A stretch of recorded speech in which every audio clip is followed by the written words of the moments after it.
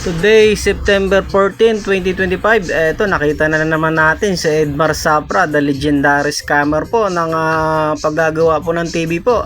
Kayo po yung mag-ingat po dito mga sir. Ang technique dito mga sir is ooperan kayo ng murang singil pero mapapamura naman po kayo talaga.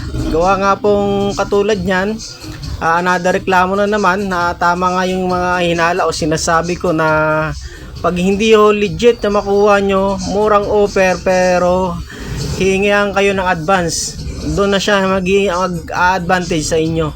Gawa nga pong ayan po ang post ng ating customer, yun po na scam na naman. Grabe, hihingi po yan ng advance po sa inyo, kukuhanin yung board kunwari bibili pero hindi na kayo po babalikan. Yan po, ang daming nagreklamo na yan, ang daming ng basta po marami po yan pag i-search niyo yung Edmar Sapra.